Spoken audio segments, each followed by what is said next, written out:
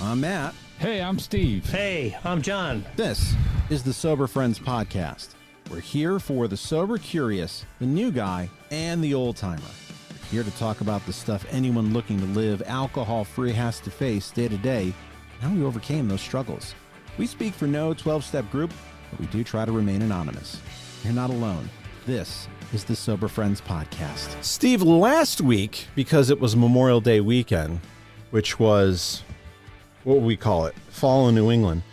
We talked about going into the summer, staying sober when you have all this fun stuff. And this week, we're going to talk about that next level of you're going on the road.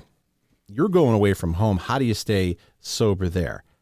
Before we do that, I want to shout out Mitzi Y, who contributes to this show month after month after month on buymeacoffee.com/soberfriendspod. It is people like Mitzi who not only contribute, but contribute ideas and honest feedback to us that helps this show get better. And if you want to be like Mitzi and help the show, you can go to soberfriendspod/sober.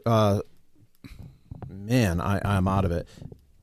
buymeacoffee.com/soberfriendspod. And the more you donate, the more coherent I will be. Not coherent thinking about all the travel I got to do. We were just talking about the money that I've got to spend on these athletic trips. This racket that is kids' athletics. Travel athletics.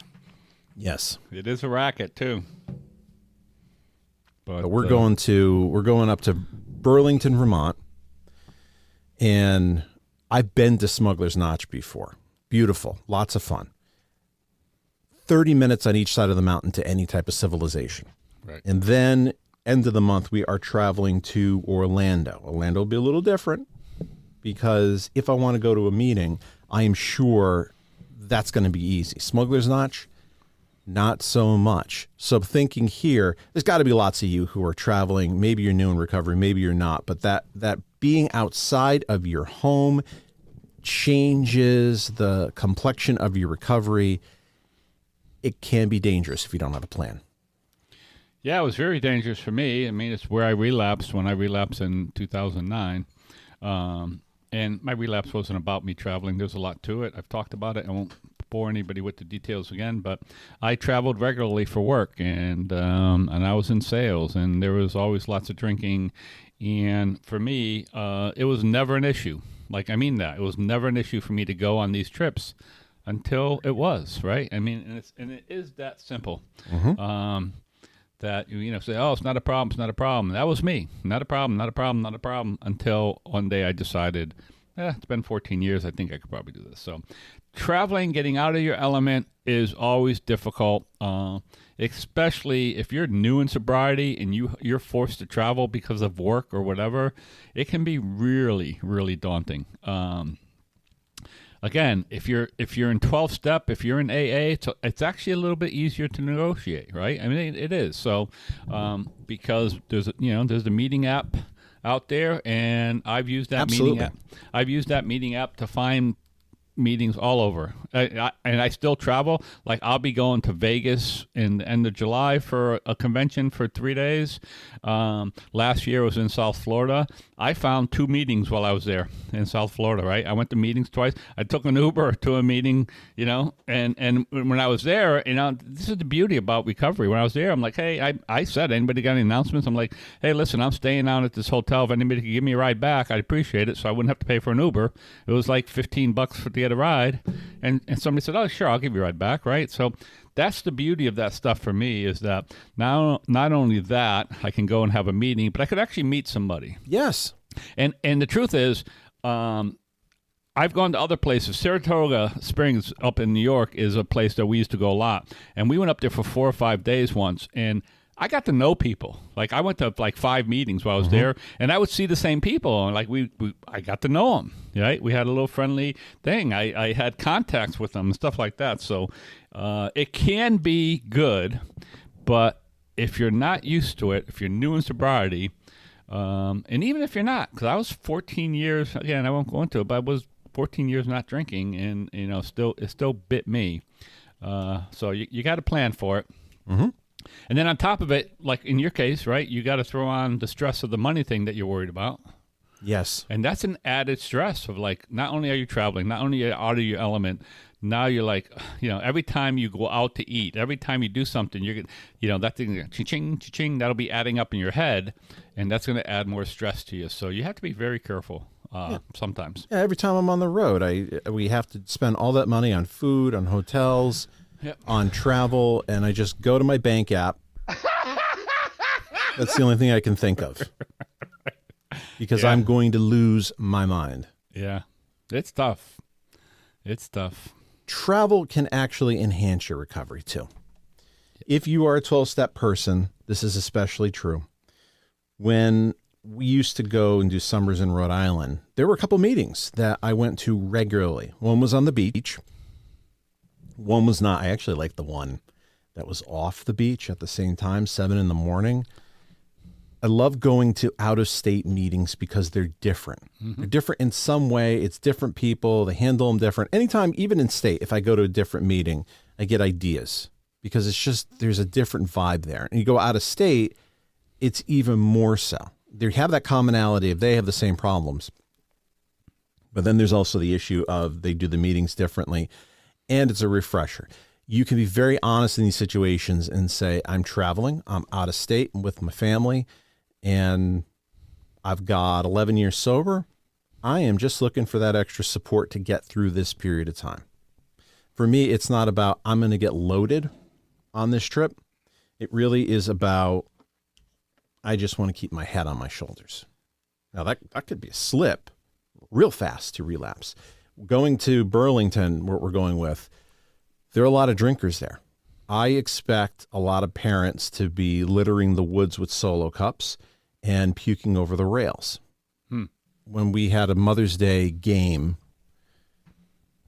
somebody had the back of their SUV open and they had a little mini bar there to celebrate Mother's Day. And I'm not a drinker. So I think also part of this is, how do you not feel left out? If you're with a group of people who are drinkers and it's a social event, how do you not feel left out? That's exactly, I was thinking as you were talking. It's like, how do you present the best you without alcohol when there's alcohol around, right? Mm-hmm. Not only to yourself, but to your family. Like, how do you stay in that place where you can be the best dad and the best husband and the best partner without being all stressed out? Because I know for me, that's could be difficult, mm-hmm. right? And that when I get stressed out, when my people around me, like if my wife is with me and she gets stressed out, obviously that puts stress on me and I start getting stressed out. So it is about when you go to those meetings, for me it is too, it's not about me drinking all that much, although again, I never say never. It is about how do I present myself, how do I keep myself focused on what's important, which is really being helpful and useful and not being a burden. Because, God, when I was drinking, I did trips like that when I was drinking. I did vacations when I was drinking, and mm-hmm. I was a closet drinker. Like, I didn't drink openly in front of my wife at that time of how much I wanted to drink. And so it was always a chore to do a lot of, and I wasn't my best, right? But that's what it's all about for me now, is how do I be my best? How do I be most helpful? How do I be present? Okay.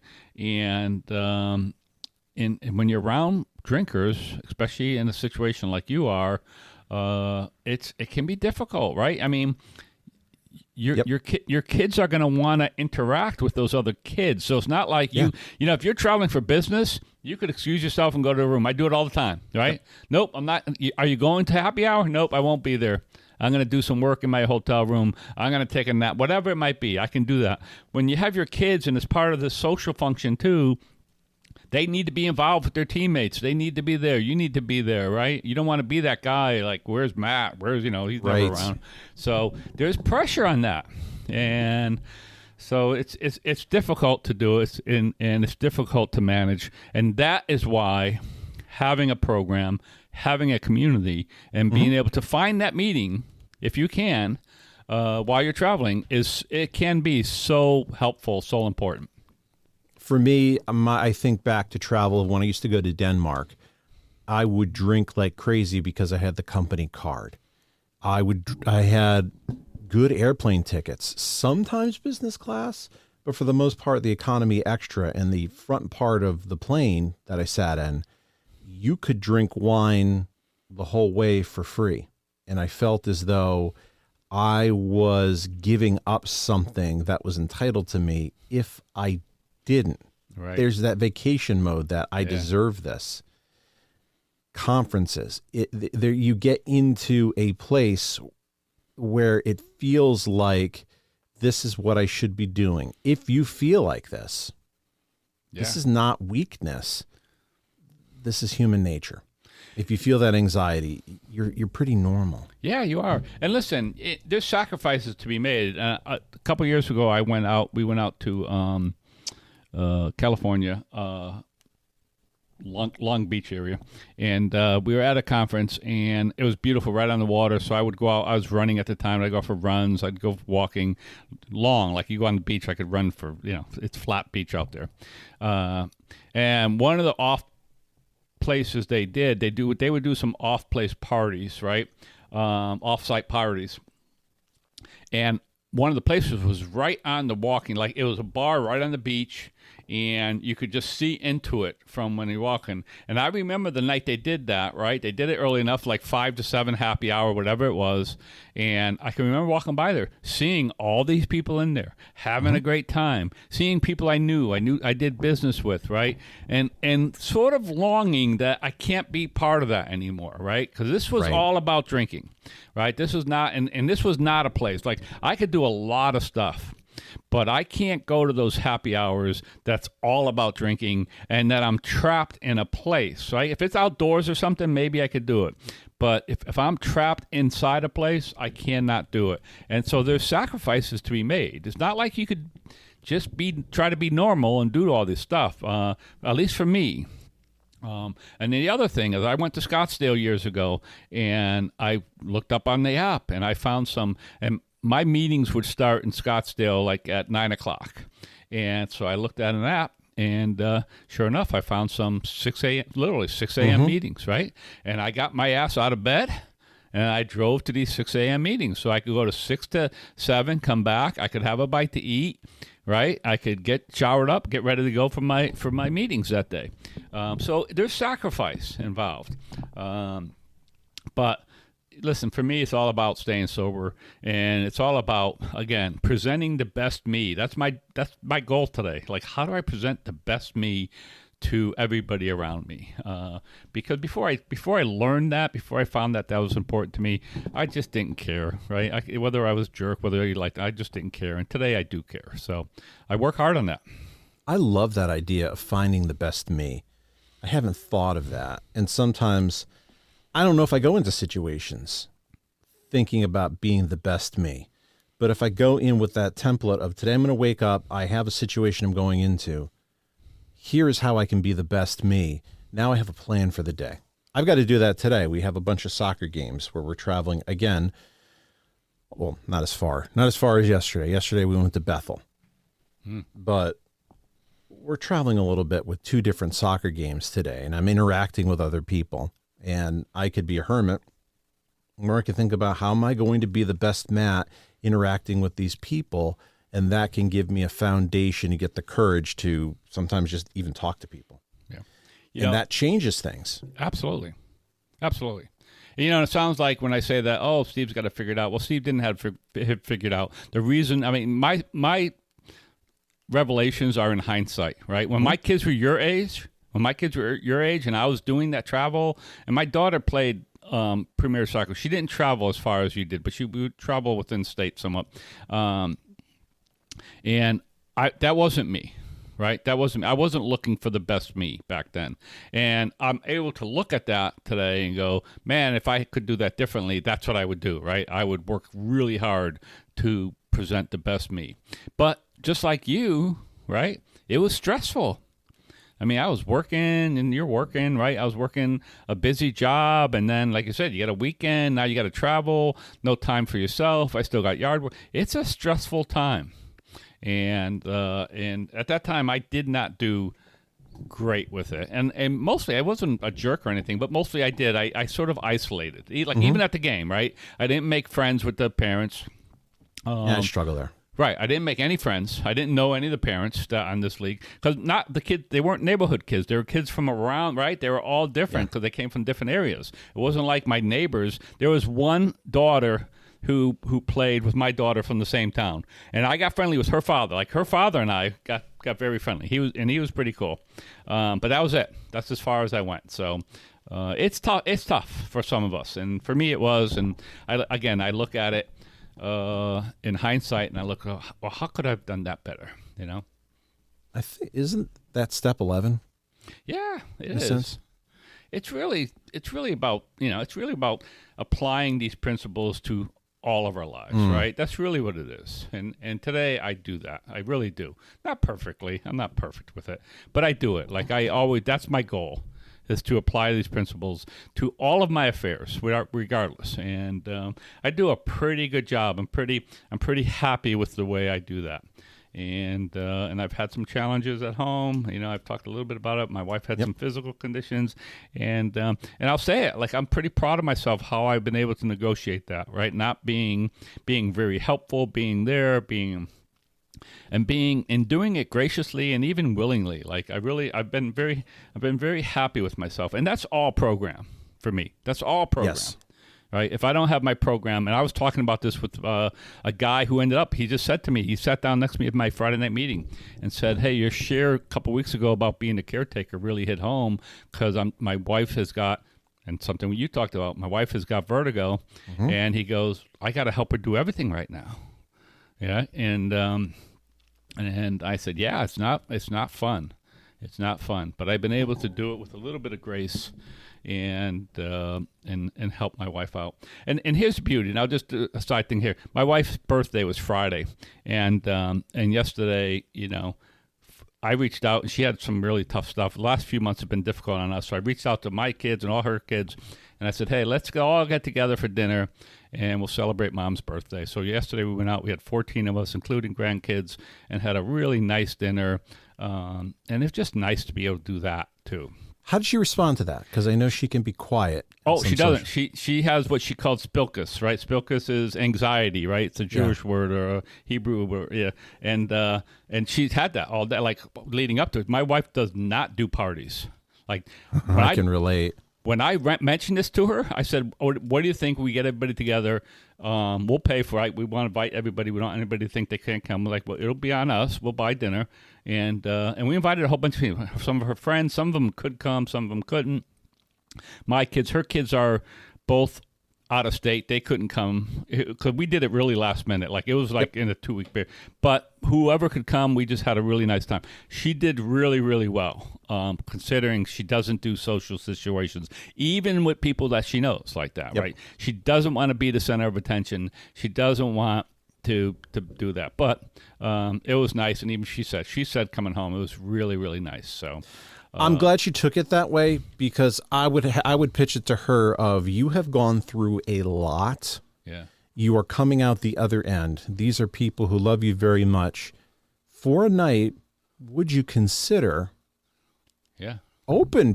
be the center, give yourself permission to be the center just tonight, because you deserve a celebration. Yeah.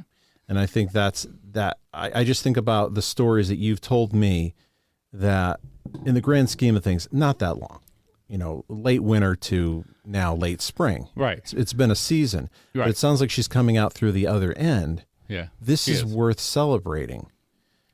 And think through, if you are in the same situation as Steve, where you're putting in a lot of this caretaker work, there are rewards to that, looking back of the sacrifice you put in helping somebody else, and the feeling of accomplishment and fulfillment that you feel helping someone else, especially when you get through that. Yeah, I've said about it. I started talking about it maybe a couple years now, but I've really, probably the last year for sure, that I figured out that my goal in life, as like, I'm older, right? I'll be 67 this month, is to be useful. And I laughed and I said, be careful what you ask for, because then all of a sudden my wife needed a lot of help. And I'm like, guess what? This is what you've been asking for, Steve, to be useful. And that's one of the things that helped me do this, right? And because there are a lot of rewards in it. And then also by me going to meetings, I hear about people who've done this for their spouse or something for years. Yep. Or they're dealing with a spouse with dementia right now. Like, that wasn't it. Like, I knew there was an end to this, or somewhat of an end. Like, it's not like, so there's lots of people out there. And for me, going to meetings and hearing other people share, again, I realized, my shit's not that bad, right? It's like, I start to realize, reality is that it's really not that bad for me. So, but I'm grateful to be sober. If I'm not sober, yesterday doesn't happen with dinner, like all that kind of stuff.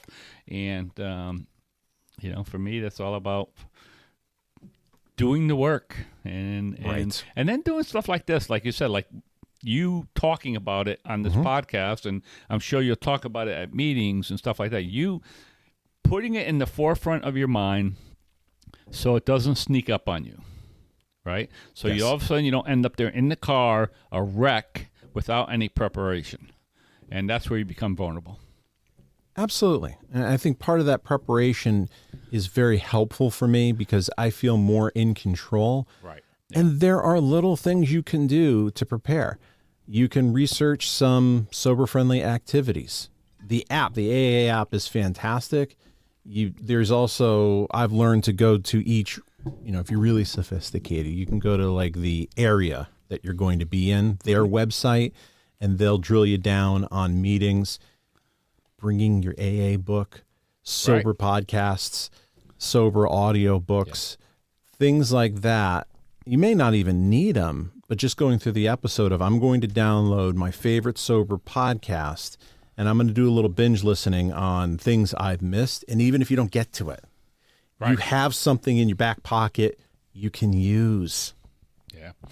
I do that a lot when I travel now. If I'm going to get on a plane or something, I make sure that I have a bunch of stuff like that. And a lot of times I never get to it, but I have a lot of stuff downloaded so I can just put on my headphones. And, like I said, I got a big, at the end of July, I got a big, I'll be traveling for 6-7 hours to get out to Las Vegas because you can't find a nonstop flight anymore.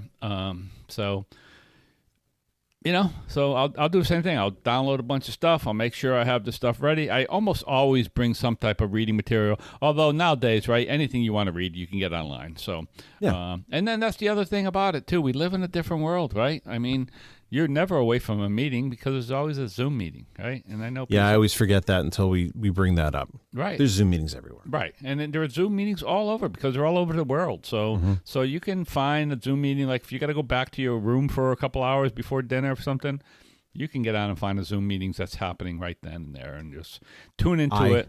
I completely forget. There are these amazing Zoom meetings that are specialized in. They specialize to set times from all over the world, sometimes with a lot of people. Right. Sometimes the specialization may be, some of those I like the beginner meetings because somebody who's not a beginner, it reminds me, but I can also speak up and help somebody else. Yeah. I've been traveling a little bit over the winter. I forgot about the Zoom meetings. Now, just wasn't thinking. You want to know something? There's a couple Zoom meetings that I've been wanting to attend, and I don't do it. It's just not part of my repertoire. My buddy Mike there. My buddy Mike still does a bunch of Zoom meetings once in a while. Like, I'm not going to go. I'm going to do a Zoom meeting tonight.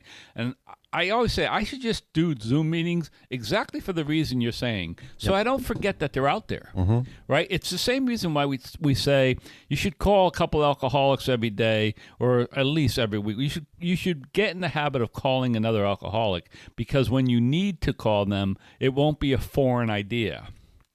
And it's the same thing with Zoom meetings. Is I probably should put a couple in my repertoire once in a while. It doesn't have to be weekly, but once in a while pop into a meeting so that when I do pop in to a meeting or I might think I might need a meeting, it's not a foreign thing. Because the truth is, it'll be hard for me to do it. If I haven't gotten on a Zoom meeting in 2 years, it'll be easy to talk myself out of getting on one, right? Oh, I don't need it. I don't want it. I'm too tired. Blah, blah, blah, right? So... It is a good suggestion that I forget about too. We talk about it. I know it's out there because, like I said, my buddy Mike does a bunch of them, but I don't do them myself. But it is another way to stay sober. So I think really what we're talking about here is if you're going on a trip and you're sober, regardless of how long, you need to have a plan. You need to think about those triggers that you have. And then what am I going to do differently and what boundaries am I going to set on these trips? About planning before you go, having a plan when you're there. And I think part of the most important thing is when things don't go according to plan, because things never do. They never do. How do I, if I've done that work, I have the flexibility to pivot. Right. I wanted to talk about something different as we end the show, because this has been on my mind a lot. One of my favorite writers is a guy, Jonathan V. Last. He is very dark, but he's also very funny. But he has talked in the last year, he put on a bunch of COVID weight, and he went on Zepbound. I think he went on Mongiorno. And I saw a picture of him recently where he's pretty thin now. I was prescribed it last year, but because of the way the prescription went in, it didn't get approved by insurance. GLP-1 drugs for me are covered by insurance if you do every step of the way that they ask you to do. And the doctor's not going to know that when he puts it in. So I have decided I'm going to schedule some time this week with my doctor, and I want to talk about it with him again. This time with a plan, because my weight floated back up. I am on Vyvanse for ADHD, which also treats binge eating. And I have noted it's not consistent with this drug, but when it really kicks in, I can be repulsed by eating. I can have something, there are certain foods when I'm on it that I won't eat for half the day because I won't feel like eating. And yesterday was one of those days we went to go get ice cream with the kids after the soccer game, and I didn't want it, which is a very odd feeling for me because ice cream is my preferred drug. And I was like, I don't want it. And if anything, I'm kind of grossed out by it. Yeah. But going through and on Reddit, seeing the stories of other people saying, yeah, I'm on Wegovy. Yeah, I'm on a GLP-1. And it quieted down the food noise in my head. And a couple people jumped in there saying, I thought I was drinking too much. And after I went on a GLP-1, the noise around drinking also went away. That I didn't want to drink as much on this, which we did a show on this before. So this is that time where I realized I would like to get help on this. I think I have the health conditions that would qualify, and I'm going to go in with a piece of paper saying, this is how insurance is going to prove it. This is exactly what you need to do when you put the script in. Yep. And I am hopeful if I do it that way, I can get this. And I think it's something worth trying with the Vyvanse because I'm realizing I can get down, but it is a struggle to stay down.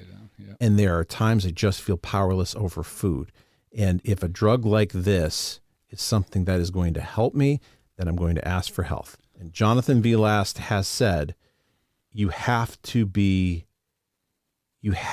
open enough to saying, I need help with this. And there is no shame with it. Absolutely not. It's what we've learned in our program that asking for help is not something to be ashamed of. It's not something that we have to avoid. And it's something that can enhance, again, like everything else we talk about, it can actually enhance your life. And again, it gives other people a chance to help you. And in your case, right, in your case, you're taking control of your own situation. Yes. You're trying, in which we all should do with our health care, especially if you're listening to this in the United States. We have to be involved with our own health care because it is that tough to make sure everything gets approved. And I'm glad you're doing that. And you'll probably be, I'm assuming you'll be successful because like you've given it some thought, and if you have a doctor who will listen to you and is an ally, then probably it'll work out, and hopefully it'll work out soon enough for you. He has suggested it in the past. Now, I'm not at my peak weight. I gained 20 pounds, but I had lost 20 pounds. All right. So I'm about halfway, but I don't like the way I'm going. Yeah. So I think I need this extra help. He has prescribed it in the past. It just didn't get through insurance. I'm confident I can do it this time. And I will let you know if I can get this approved and I can get on this thing. I think there are other benefits of how I feel that I can add to the show. Because I have been a believer of, I think things like this, drugs like this, may be something that can help people who are struggling with alcohol addiction. Yeah. That it's that thing to kind of get you through so you can listen to the message. Right. And if that's the case, I think these things are miracle drugs. Yeah, could be. Well, I'd love to hear from you. I'd love to hear from you if you've had experiences with GLP-1 drugs, because sort of when people open their mouth about that, it is funny the people who come out of the woodwork and say, here's my experience. Yeah. And a lot of it is like, it's like putting on noise-canceling headphones for food and sometimes alcohol and other compulsions. And what do you do when you travel? Where have you been successful? If you had a relapse because of that, share that, because that might help somebody else. All right, Steve. All right, Matt. It's that time. Yep. And we'll see everybody next week. Bye, everybody. Ya.